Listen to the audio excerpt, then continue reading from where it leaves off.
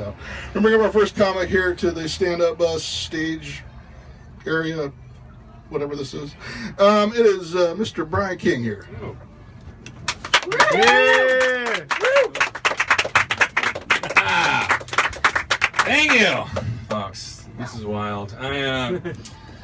I like this gig. It's weird. It's although through every time Mike made a punchline, though, I could feel the bus move. It was, it was a bizarre thing. You don't get that in any other comedy club, and I keep waiting for him to drive us to a better show. Folks, welcome. Thank you for being here at the comedy bus. This is my last night in California for a while. Tomorrow morning I start a long tour, and I'm going to be touring all over the country. So it's a nice send-off that I'm entertaining 10 people in a retarded school bus. This is how I want to spend my time. Yeah, it'll keep me going. Now I'm going on the road. I tour quite a bit doing comedy, and I'm really excited about this tour because it's some of my favorite places. I'm going to Florida. And I really like Florida. I love it. It's a lot like California in many reasons. You know, they got the beaches and the palm trees, but for some reason they refer to their Mexicans as Cubans, which is some of you don't get that because you don't travel. Others you don't get that because you're stupid. There are people in Florida who are legitimately fucking Cuban. The joke is, never mind, you're an idiot. Anyways, I'm moving on. So, folks, but no, last time I was in Florida, I did something really cool. And this is a story that I've been telling people, and I don't know, it's just a really fun sort of spiritual moment, if you will. I went swimming with manatees. It was so badass. It was the manatees, the sea cows. You know, I don't know if you ever heard of it, but they're like these giant animals, and they're so lovable and approachable and everything. And I went in. There's this one place in Florida where you're allowed to do it, and you can legally get in the water with manatees. And I'm in the water, and a lot of them just came up to me, which is so super cool. I'm like, oh, manatees love me. I'm kicking it with them. Took me later to realize that in a wetsuit, I kind of look like a manatee. You know, so they're just like, hey, who's the new guy? You know, that's why they were crowding me so much. But it was a really cool thing. And I will say this: it was my first time wearing a wetsuit, and I, you know, I'm not a surfer, so you know, I don't have a whole lot of opportunities to put a wetsuit on. But I always thought wetsuits kept you warm. That was always what I thought happened. Turns out they actually keep you dry. They keep the water out. They keep water out. Here's the thing that's important for my story. They also keep water in, which is something that's it's unfortunate when you're a guy like me and you hit the water and you suddenly have to urinate. What I'm saying is, like, I'm the kind of guy that pees the pool. You know what I mean? Like, jump in the water, you know, let it rip, and saying, you know, hey, you get your brother come over swimming. It's, hey, it's warm over here. Ha, you swam my pee. Anyway, so that happened. I got into manatee water, and I had to let it go. And I'm assuming it just kind of went. It just kind of, you know, went around the rest of the water. Right? No such luck. I get out of the water, and I'm standing there, and suddenly I realize I am not carrying a big bubble of pee right in front of. You know, most people laugh at this story. It's a weird thing.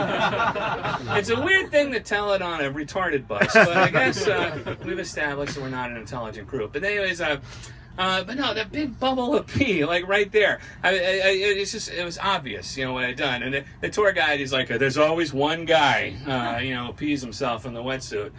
So I had to like push a bubble of pee all the way down my leg. I don't know if you haven't really lived until you push pee down your leg. I'm just saying, yeah, it was a rough thing. I'm not going to swim with manatees in this tour, but I'm looking forward to going to Florida. And I also got some other gigs in the Midwest. I love going to the Midwest. Out there, nobody knows I'm fat. Which is just, you should go out there sometime. It's really nice. I was in Ohio this one time. This dude's like, hey man, are you a model? I was like, hell yeah, I'm a model. Earned a cool $50 that day. Had to do full frontal. But they couldn't see anything, you know. I wrote a modesty flap for a reason. Is what I'm saying.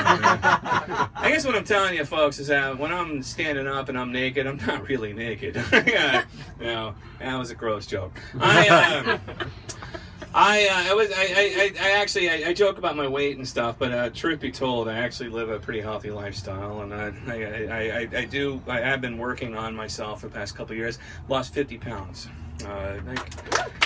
I appreciate that. No, I really do. There's the same pound 50 times. But I feel like that should help. That should count. You know what I'm saying is, don't celebrate with ice cream. You know, it's like, I was really good today. Let's get some Ben and Jerry's. It's hard. It's hard to monitor what you eat when you're on the road. It really is. It's like, and I live on the road. I'm on the road a lot, and I like to eat out. And one of my favorite things to eat while I'm on the road is barbecue. Anybody a big fan of barbecue? Yeah. Like that stuff? Korean barbecue. Korean barbecue? Yeah. Totally different thing, guys. Clearly, you're not going to relate to this bit. Love that shit. You put kimchi on it? It's fucking awesome. I love barbecue, but you gotta leave California to get really good barbecue. You know, you do, and it's like the South, and you know, maybe from the coast to Texas, probably, and maybe Kansas. That's barbecue country, and every time I'm traveling over there, that's all I eat. And I figured out it's tough when you're traveling because there's so many of those places. I figured out the code, how you could tell the quality of a barbecue joint. Right? It's by the level of sadistic behavior engaged in by the anthropomorphic pig in the logo. Stick with me, we'll catch up, all right? Here's the thing. There was this one place, it was called Bob's Barbecue, and they just had pictures of some flames, the letters BBQ, which I thought was pretty lazy, LOL. There's this other place called Rick's Barbecue, right? They had a picture of a pig wearing overalls and holding a pitchfork. That's better barbecue. You see where I'm going with this? There was this place in Tennessee, folks. They had a picture of a pig roasting another pig on a stick. Like, if your food is so good, it inspires cannibalism in another species, right? That's good food. So you go there. You will not be disappointed. You know? I don't care if you're a Jew. I don't care if you're a vegetarian. I don't care if you just ate a whole pig that morning. You fucking go there, man. There was this one place, I forget where it was, but they had a picture of a pig eating his own arm.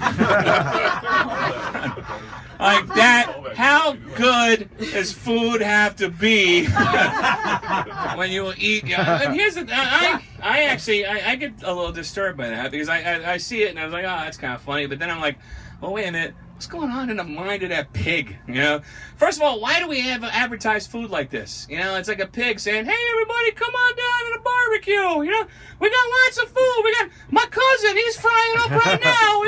He worked out in life. I bet you he tastes really good. Come on now, folks. Hey, everybody. Oh, look, I got some sauce on my arm. Hang on."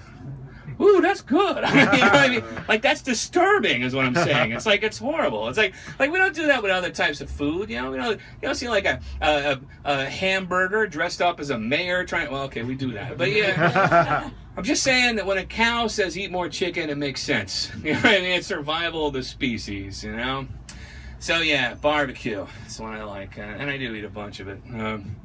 I like that you're recording my whole set, even the sucky parts. I appreciate that. Yeah. I'm not gonna put it on YouTube. Yeah, no, don't. I'm just giving it a mic. Make sure you put the sucky. Oh, you just get the mics on the screen?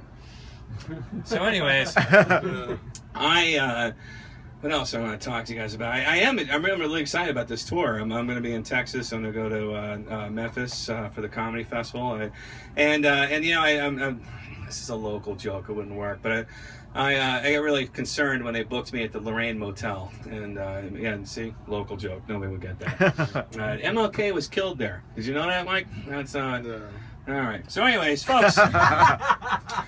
Mike brought me up as Mr. Brian King, which is, my name is Brian King, but the truth is I usually go by Dr. Brian King. People always bring me up as a doctor. I am a doctor. I'm a legit fucking doctor. I have a doctorate, and this is what I do for a living now, which means my parents are hella proud. They are so proud. There's our son. Oh yeah, our son the doctor. $150,000 worth of student loans. He's up there talking about his dick again. I'm so glad we took out a second mortgage on the house to pay for that education. Good thing we didn't get any other children. That would have been a waste, right? Yeah, no, there's you know, they're actually are kind of proud of me. But I am a doctor, but I don't use my title off stage. I don't. I'm pretty informal. I just go by Brian off stage because I'll tell you, I've never been really comfortable calling myself Dr. King. At the Lorraine Motel. See? Tie into the Lorraine Motel. It didn't work the first time, but it sure works as a callback. I would get scared. Yeah, maybe that bit would have been better before I mentioned the Lorraine Motel. I don't know, I'm just saying. I do think I've done some things that are holiday worthy, though. That'd be kind of sweet to have my own holiday, right? Like I have taken that trip from Selma to Montgomery. I took the bus, though. It's way faster. Sat in the front. You can do that. I'm telling you. Thanks to Rosa Parks. What are you guys, a bunch of racists? Somebody was mentioning earlier about how white crowds get uptight unless there's one black person in the room. So you guys clearly are proving that rule. I didn't even say anything that was anti any race. I just mentioned my name is Dr. King. Oh shit, where's he going with this? This is Black History Month. Oh shit. Was I supposed to take hip-hop dance lessons? Oh shit. Oh man, I do. Can I share? Do I have time to share? How much time? You got a minute. All right, I'm gonna share. Can I share a little bit with you guys? I feel like a lot of comedians they share about themselves. You know, Mike told you a couple things. I'm gonna get a little personal. I was recently having breakfast. I'll tell you, and I noticed right there in that container of cookie dough were the words, I'm glad one person recognizes cookie dough as a joke. Everybody else is just like, yeah, it's about right. Which is not as bad as last week. Somebody actually shouted out, we were thinking that when you got on stage. This motherfucker eats cookie dough for breakfast. I was like, shut up, Grandma. Those tickets were free, you know? And besides, with that cancer, we don't have much time left. I'm just saying, I want it to be quality time with my grandmother. Is that so wrong? Anyway, she's dead. So right there in the container of cookie dough were the words, please do not consume raw cookie dough. I'm like, do you skinny people know another way to eat cookie dough that I'm unaware of? Folks, you take a bucket of dough, a spoon, some depression, that's a meal.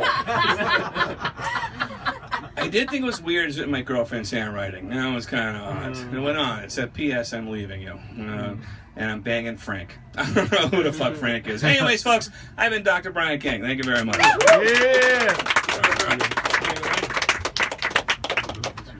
You know, Frank was my nickname in my Navy days.